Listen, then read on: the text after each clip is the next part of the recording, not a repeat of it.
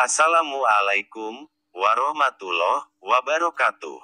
Pada kesempatan kali ini, kita akan bahas tokoh sufi yang sangat terkenal di dunia Islam. Namun sebelum kita bahas lebih lanjut, jangan lupa subscribe channel ini. Terima kasih.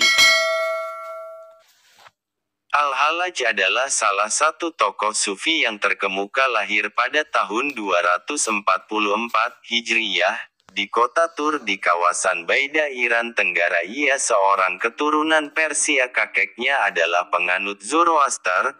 Ketenaran nama Al-Hallaj dikarenakan pemikiran tasawuf falsafi yang kontroversial seperti Al-Hulul, Nur Muhammad, dan juga soal kesamaan semua agama. Akan tetapi yang paling kontroversial ialah Al-Hulul.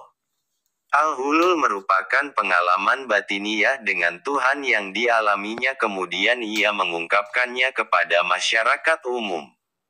Perkataannya tentang Ana al-Haq merupakan pengalaman kesatuan dengan Tuhan yang mendapatkan tanggapan yang kontroversial. Ada yang membela pernyataannya, dan ada pula yang menentangnya serta mencacinya. Perkataannya menjadi pembicaraan yang kontroversial. Perkataan tersebut membuat sebagian orang mengkasuskan menjadi masalah yang menyebabkan Al-Hallaj dihukum mati. Namun hal itu masih diragukan dikarenakan banyak riwayat yang menyatakan hukuman yang dijatuhkan terhadap Al-Hallaj. Adapun yang banyak dipegangi oleh para ahli sejarah sufi adalah yang menyatakan bahwa ia keturunan Abu Ayyub, sahabat Rasulullah. Dia mulai dewasa di kota Wasit, dekat Baghdad. Dan ketika ia berusia 16 tahun, yaitu pada tahun 260 Hijriah, ia belajar pada seorang sufi besar dan terkenal, yaitu Sa'al ibn Abdullah al-Tusturi di negeri Ahwas selama 2 tahun.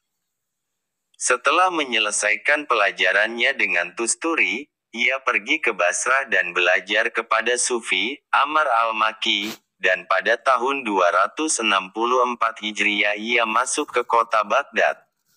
Dengan pengetahuan serta pengalamannya dalam ilmu tasawuf, ia pun mengembara dari satu negeri ke negeri yang lain. Menurut beberapa sumber, ia pernah berkunjung ke Mekah 3 kali. Ketika tiba di Mekah untuk pertama kalinya di tahun 879 Masehi, ia mencari jalan sendiri untuk bersatu dengan Tuhan. Namun setelah ia menemukan jalannya lalu kemudian disampaikannya kepada orang lain, justru ia dianggap gila. Bahkan ia diancam oleh penguasa Mekah untuk dibunuh. Oleh karenanya ia meninggalkan kota tersebut setelah bermukim di sana sekitar setahun dan kembali ke Baghdad. Al-Hallaj kembali ke Baghdad untuk menemui gurunya Al-Junaid yang kedua kali. Pertemuan tersebut tidaklah membawa kegembiraan disebabkan ada perbedaan di antara mereka mengenai itihad dan hulul antara manusia dan Tuhan. Akibatnya hubungan antara guru dengan murid agak renggang, akan tetapi Al-Hallaj pada saat itu sudah menjadi tokoh sufi terkenal yang luar biasa yang disegani dan memiliki banyak pengikut. Al-Hallaj selalu hidup berpindah-pindah dalam pengembaraannya yang sangat panjang. Ia pernah tinggal di daerah Tustur, Khurasan, Sijistan, Karman, belakang sungai Persia, Ahwas, Basrah dan Baghdad. Pandangan-pandangan tasawufnya yang sulit dipahami oleh orang awam menyebabkan seorang ulama fikih bernama Ibnu Daud al-Isfahani mengeluarkan fatwa untuk memberantas fahamnya. Ibnu Daud al-Isfahani dikenal sebagai ulama fikih penganut mazhab zahir, suatu mazhab yang mementingkan zahir nas belaka. Fatwa yang menyesatkan yang dikeluarkan oleh Ibnu Daud itu sangat besar pengaruhnya terhadap diri Al-Hallaj, menyebabkan ia ditangkap dan dipenjara. Tetapi setelah 1 tahun dalam penjara ia melarikan diri. Ia melarikan diri ke Sus, kawasan Ahwas, dan ia bersembunyi selama 4 tahun. Pada tahun 301 Hijriah ia kembali ditangkap dan dipenjara selama 8 tahun, namun tetap tidak menggoyahkan pendiriannya. Oleh karenanya, di tahun 309 Hijriah ia ditangkap dan persidangan ulama di bawah kerajaan Bani Abbas masa pemerintahan Al-Muqtadir Biloh. Tanggal 18 Zulkaidah 309 Hijriah. Ia dinyatakan bersalah kemudian ia dihukum mati, dengan terlebih dahulu dicambuk, lalu disalib, kemudian dipotong kedua tangan dan kakinya, dipenggal lehernya, kemudian potongan-potongan tubuhnya dibiarkan beberapa hari, baru kemudian dibakar, serta abunya dihanyutkan di Sungai Dajlah. Pada riwayat lain disebutkan bahwa ketika digantung ia dicambuk 1000 kali tanpa mengeluh, lalu tangan dan kakinya dipotong juga tanpa mengeluh, serta kepalanya dipancung. Namun, sebelumnya ia sempat salat sunnah 2 rakaat dengan sajadah al-shibli. Badannya kemudian direndamkan ke naftah dan dibakar.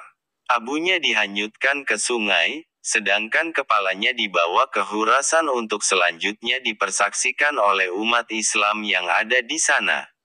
Dikisahkan bahwa Al-Halaj dinaikkan oleh para algojo ke atas menara yang tinggi, dikerumuni oleh orang banyak, termasuk para murid dan pengikutnya. Saat itu, di mana orang banyak diperintahkan untuk melempari dengan batu, ia selalu mengulang-ulang kalimat yang membawanya ke hukuman mati, yakni, Ana al-Haq.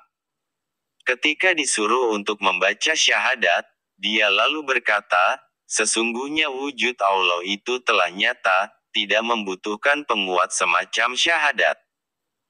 Menurut beberapa sumber, kalimat ini merupakan pengulangan terhadap kalimat yang pernah diucapkan oleh Al-Shibli. Dia menerima semua hukuman yang kejam itu dengan senyuman, termasuk ketika para algojo memotong lidah dan menukil kedua matanya. Pada saat itu, justru dia berisyarat memintakan ampun bagi para algojo tersebut serta para pembantunya dengan pernyataan doanya yang terkenal, mereka semua adalah hamba-Mu, mereka berkumpul untuk membunuhku, karena kefanatikan terhadap agama-Mu dan untuk mendekatkan diri kepadamu. Maka, ampunilah mereka. Andai kata kau singkapkan kepada mereka apa yang engkau singkapkan kepadaku, niscaya mereka tidak melakukan apa yang mereka lakukan.